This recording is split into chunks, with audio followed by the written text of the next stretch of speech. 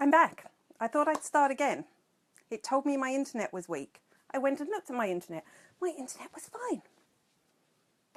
Sorry, Facebook. Anyway, I hope I didn't lose too many of you. I am back. I was discussing my backdrop, which is totally wonderful. But let's move on. Firstly, if you're watching, what are you drinking? Because this week, for the first time, actually not the first time, had it a few times before, but I don't think for a while, I have a coffee.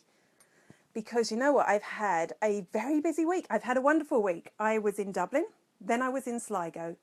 If you are planning a trip to Ireland and you've not been to Sligo yet, you should go to Sligo because it's amazing. I do love it. And you should particularly go to Strand Hill. So once you've had a look around the town and looked at some of the historic sites, go to Strand Hill. It's a beach just by the Atlantic. There's great surfing there. Not that I surf, but I can watch the surfers. There's a great little cafe called Shell's Cafe, and I spent an hour of paradise there on Tuesday. Now I'm back in the office. As you can see, I've changed up my backdrop. There's a painting here by the wonderful James Craig. I will, if you're interested in more of his art, I can tell you about that. And I am very bookish. I read a lot of books. So this is just one of many, many bookcases in the house. In fact, all the way around here that you can't see, it's also full of bookcases. And in case you ever wonder what's this way, this is my window on the world. And this is kind of distracting when you're doing a Facebook Live because it's people going by. Not a lot of people, but sometimes it's the postie and I worry that he's going to turn up with a parcel. And sometimes it's just a stranger. I've been watching them going by. Luckily, they're very rarely looking at me. I can see we've got 3 people online. Do say hi. It'd be lovely to see you. I'm drinking coffee. You missed my brilliant. Tell me what you're drinking as well. And before I show you my whiteboard, I've got an extra topic. I'm just going to put the coffee down. I've got an extra topic I want to talk about because when I was preparing for today, I was listening to the news on the radio and they were talking about WhatsApp. And I couldn't believe I forgot to draw my WhatsApp logo onto my whiteboard today. Because you're probably aware that I was just thinking the other day, WhatsApp owned Facebook. Hey Val, thanks for joining. Lemon tea, very healthy. And I'm so glad there's somebody else who likes tea that isn't always just tea. I very often drink peppermint tea. So WhatsApp, in case you didn't know, hey Kate, thanks for joining in. In case you didn't know, WhatsApp are owned by Facebook. And I was just thinking the other day, God, it took Facebook a long time to ruin Instagram.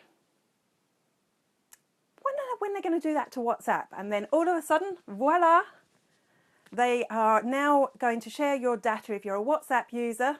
Regular tea, Kate, good.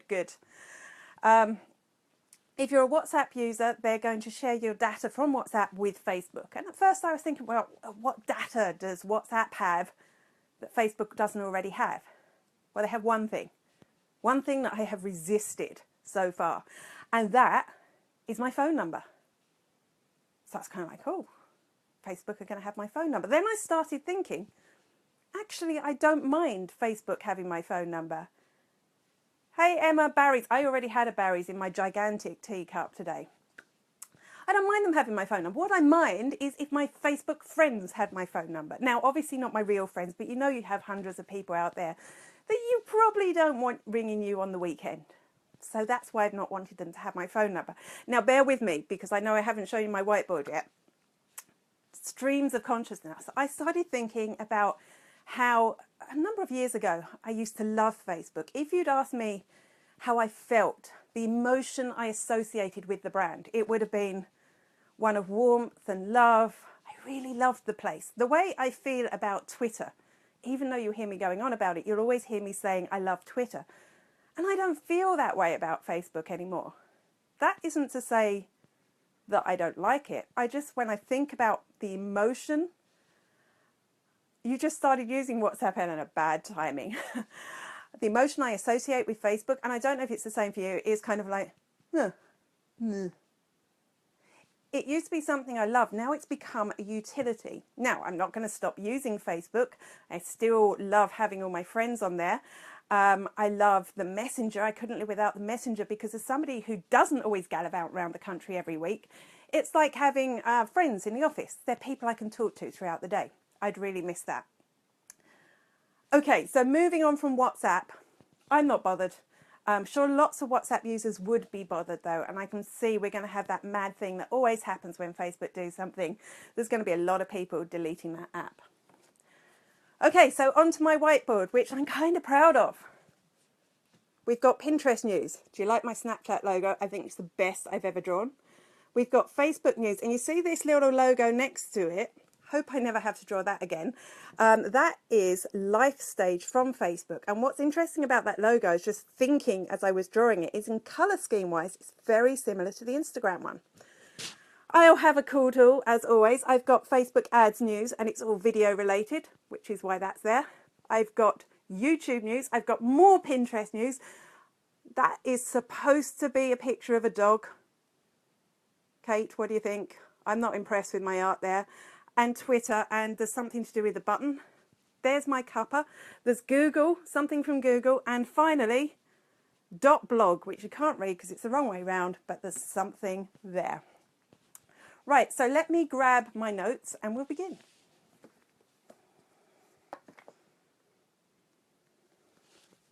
Newsreader time. Okay, first one was Pinterest. Pinterest, as you may know, has an algorithm, and when you log into Pinterest, which I do very rarely, but that's going to change soon. When you log into Pinterest, it doesn't just show you pins from the people that you follow anymore. It shows you picked for you. And what they're doing is they're switching that off, or letting you switch it off if you want to. So you, instead of just seeing the things they've suggested from you, you can decide just to see the stuff from your friends, which is interesting. And it's also interesting, I've got 2 bits of Pinterest news again this week, because obviously Pinterest is going to be massive over the Christmas period or the holiday period for any people from other places that are watching. It's going to be massive for them. So obviously they're kind of getting prepped. They're getting prepared for the onslaught on Pinterest over Christmas. Number 2, Snapchat, which I'm still not using so much as I used to. So, which is interesting. But Snapchat have introduced 2 new filters this week. The first one is an altitude filter. So now if you're up the top of a high mountain and you're lucky enough to be able to get Wi-Fi signal or 3G signal, you'll be able to tell people how high you are, which is kind of cool. The other one is really, really cool, and I'm not sure how this is going to work. It just appeared in my news feeds this morning, so I haven't had a chance to investigate. But you'll be able to get a filter that if you're in America at a college football game, you'll be able to put the score on as a filter. For those of you that don't use Snapchat, you get these things. Once you put your photo up, you can scan across and you can choose to say how fast you're going or where you are. So these are kind of filters that sit over the top of your images. That's going to be pretty cool. The main topic of today is going to be Lifestage. Lifestage is this new app from Facebook. The logo looks slightly like that without the kind of rainbow effect. It's the best I could draw with markers, okay? Lifestage is a new app from Facebook, and I'm really going to consult my notes here. The first thing to know is this is an app that's aimed specifically at young people. You're not supposed to use this app if you are over 21. And when I say not supposed, that's the problem. It was developed by what I have defined a youngster. A young person working at Facebook. He looks ridiculously young. I don't know how young he is, came up with the idea. And what it is basically a profile that young people can have for themselves online. And there's a number of different boxes, things you like, things you don't like, that you would complete. But instead of completing them with text, you're completing them with a short video. So it's kind of looks cool. Now the thing is, it's only out in the US now and you can't use it unless you're over 21. So I haven't been able to investigate the funness of it, but it looks kind of cool. There's no way to message each other and there's no wall or a place where all your content goes. It's just a profile. if you do fit into the age range, you say which school you go to. So it's kind of going back to where Facebook started, telling people, you know, it started in colleges. So you tell people which school you're in, which high school you're in. And once they get a certain number of people from that high school onto the app, you can all see each other's profiles. So my initial reaction was, cool, this is kind of cool. I like it. I can see why they're doing it, because we know that people of that age group don't really use Facebook. You won't need a Facebook login to get on here. You just need your phone number. So they'll be getting people that aren't using Facebook already. And I suppose they get them in there, and then eventually they've got them. They've got their data. They become a Facebook user in the future. So that's kind of why they're using it.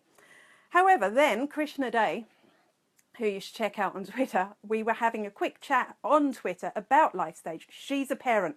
I'm not. So obviously things occur to people who are parents straight away about this app. The weird thing is that you don't have to verify that you're 21 or under. However, if you're a responsible adult and you don't want to go onto the network and pretend to be under 21 and you're a parent, how do you get away with playing truant? That's a good question. If you're a parent, you can't go on and monitor it. You can't go and see what's going on.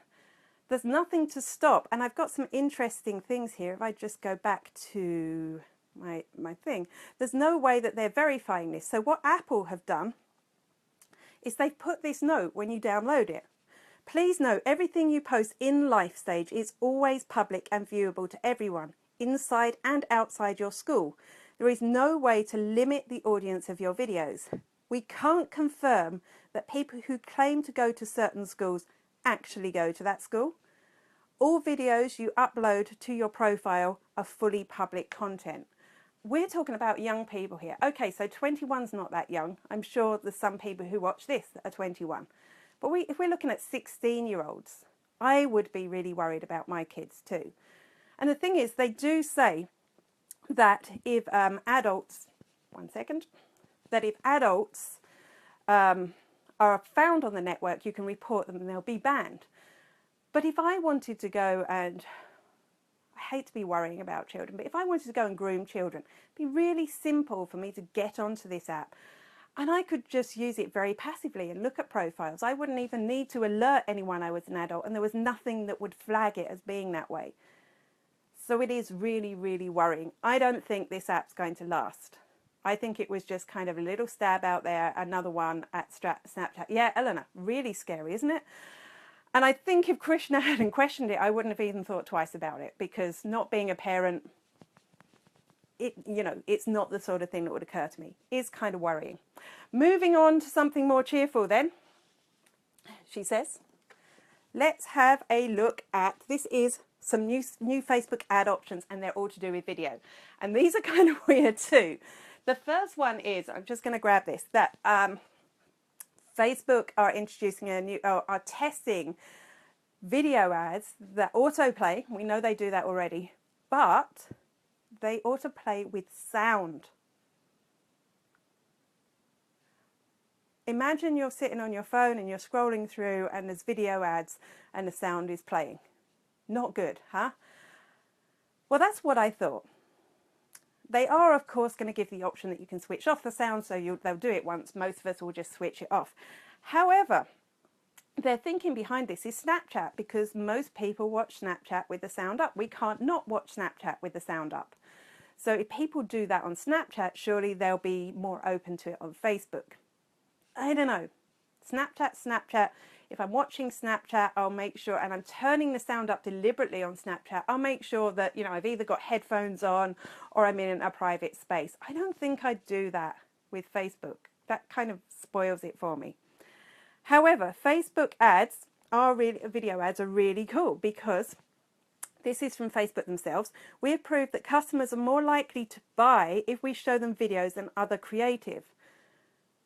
So although this isn't a great thing, I don't think it will last. I don't think auto-playing sound videos will work. If you are planning a Christmas campaign, I would totally be looking at creating videos to sell, because it really seems to work, according to Facebook's own data. The second really cool thing they've done then with Facebook ads and video, and this one is good, is that you can create slideshow ads already. So if you have a load of photos, you can use make a slideshow out of those videos, up to 10 videos, and it's kind of like a video that plays. So it has the same sort of reach capabilities and the same sort of impact. But up until now, they've been very stationary. So they just kind of rotating photos. And you can say how long you want them to show for, but you know, they're not that complex. So they're upgrading these again. Facebook, like Pinterest, are thinking about Christmas. Now you can add titles and music. So you can add text to them, you can add music, and obviously I'm hoping they're going to have their own music bank that we can draw from so that we don't need to worry about copyright. You can create them on mobile, and you can use assets from their stock image library, which means now you can create a Facebook video ad on the go on your mobile phone without even having any images. You can just use those. It's interesting. I think it would be cool if they make videos, you know, like the ones that you get on your personal profile, that if you've got a load of photos from the day, they do kind of make cool videos out of that. Be nice to have those options, so we'll see how that pans out. On to Twitter.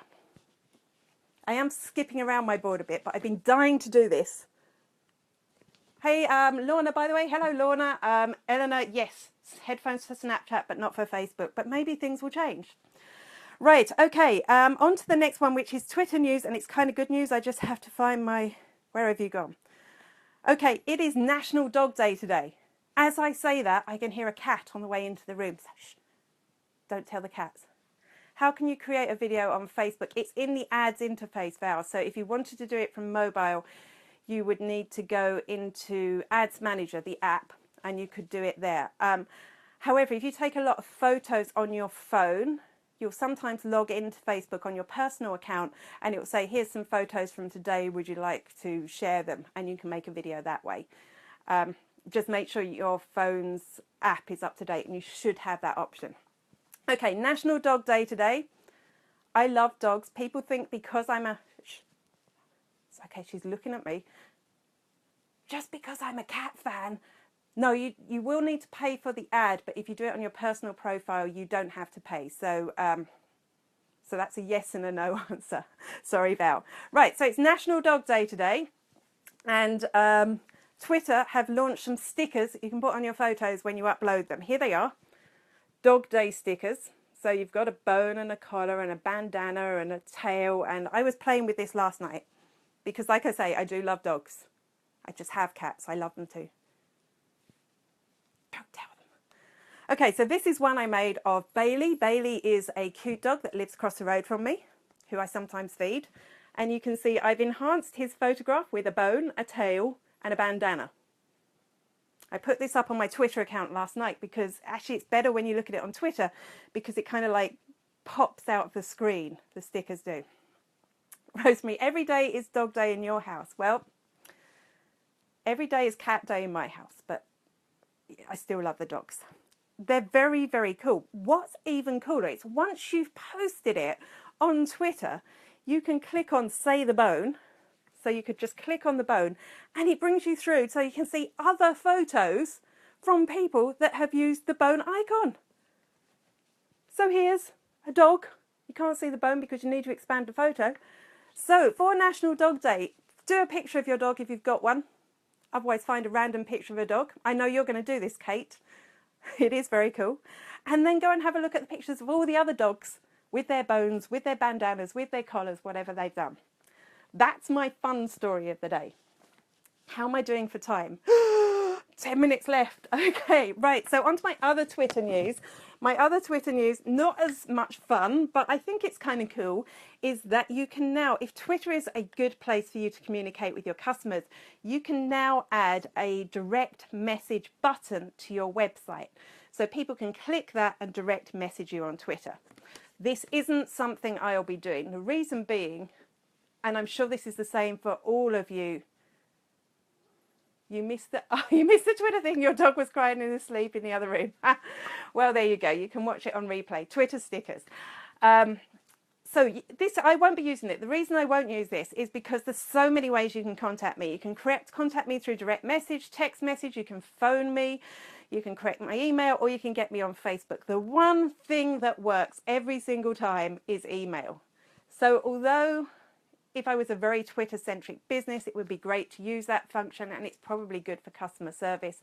It won't be something I'm using. I do think it would be good for some companies, though.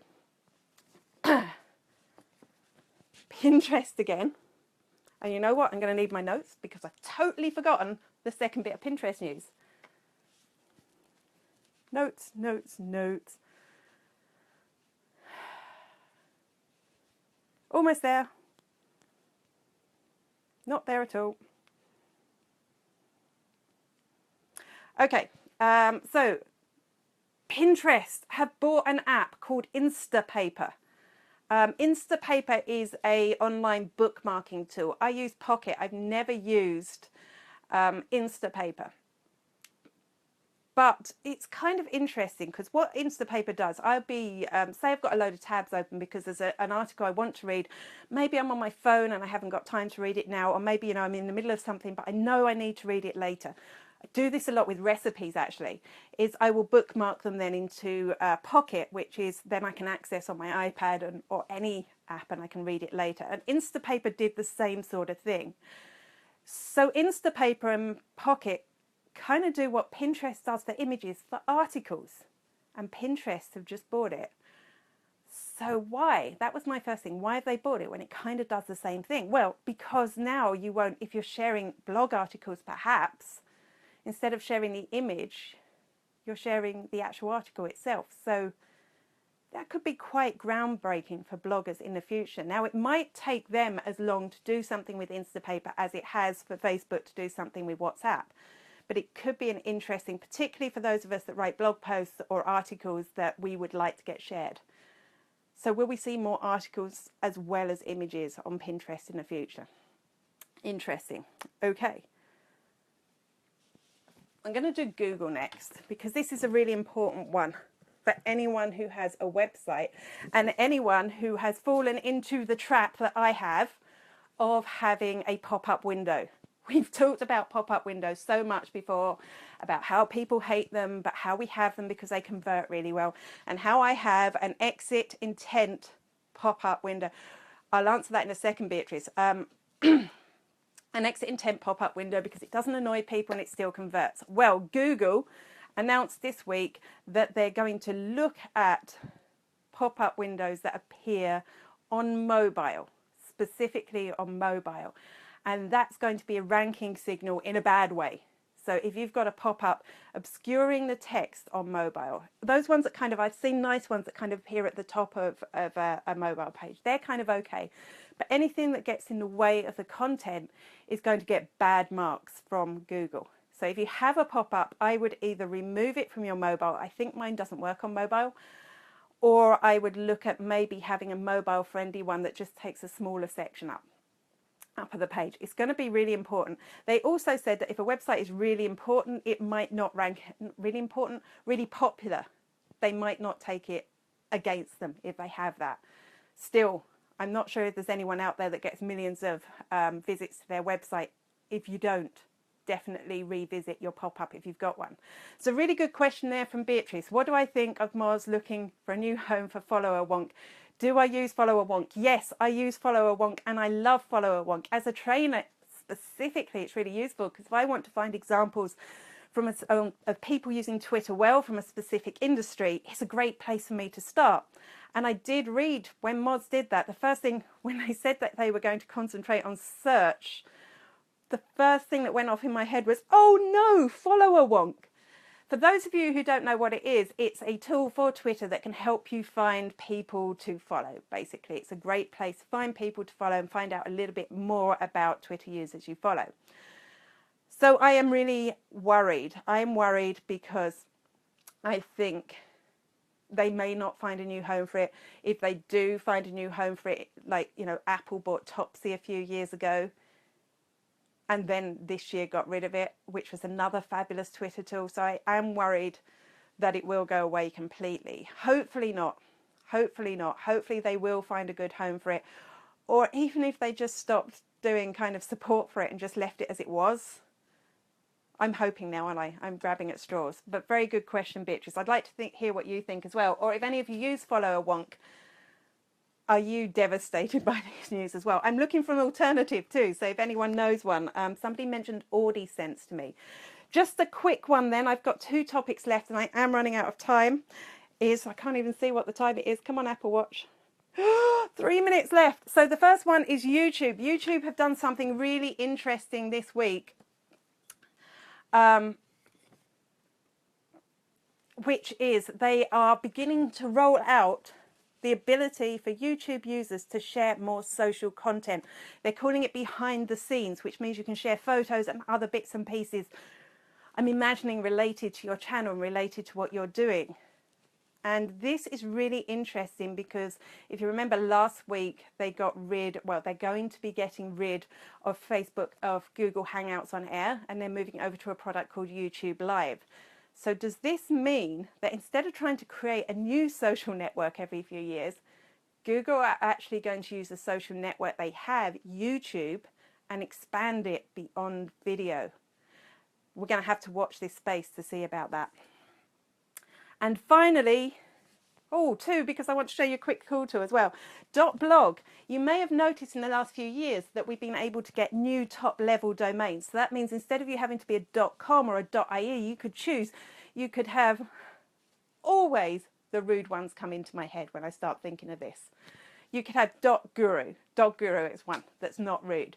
So if I was to ever use that terrible word about myself, I could have amandaweb.guru because I'm so wonderful. But the first one that has ever interested me is one that's going to be available to us all soon, which is .blog. WordPress have bought .blog or started .blog. I'm not really sure how it works. So the people who own WordPress now own .blog. So you'll soon be able to buy top-level domains that are .blog, which does kind of appeal to me. Spiderworking.blog, as well as .com, obviously, but just pointing at my blog. I kind of like it. This is going to be good for bloggers. Before I go, I do always like to show you a cool tool. So if you can just hang on for 1 more minute. Go into my photo album. And I have to go into, I know what I was doing wrong. Camera roll. Here it is. It's called Photo Sketch. I'll link to everything I've mentioned in, I was going to say the show notes. This isn't my podcast. Underneath this later on today. But this, look, this is a picture I took a couple of weeks ago when it was summer. It's summer again today, of the chimney of my house in a blue sky. And then I put it into the Photo Sketch app. And you can actually choose you can choose black and white sketching, crayon type sketching. And it actually looks like a drawing. It is so cool. And then because on Instagram I share a cool tool every week, that's where I get the ideas for this. I used word swag to make the cool tool thing come out of the chimney. So that's Photo Sketch. I'll link to it below. I will be sharing lots of Instagram tips in my newsletter next month. If you want to get that, if you want to get blog updates from me as well, follow this link, Spiderwork. I know it's the wrong way round. Spiderworking.com/social snacks, or up here at the top of my Facebook page, you'll see a sign up button. If you click that, that brings you through to the sign up for my newsletter too. Thank you. So many of you have joined me today. Thanks for the conversation. I will, if I haven't replied to your comment yet, I'll go online now and I'll make sure that I've replied to you all. Don't forget to set the timer on your phone, or set a calendar entry on your phone so you don't forget about tuning in next week, 9:30 a.m. for more of this kind of thing. See you soon. Thanks, Emma. Bye.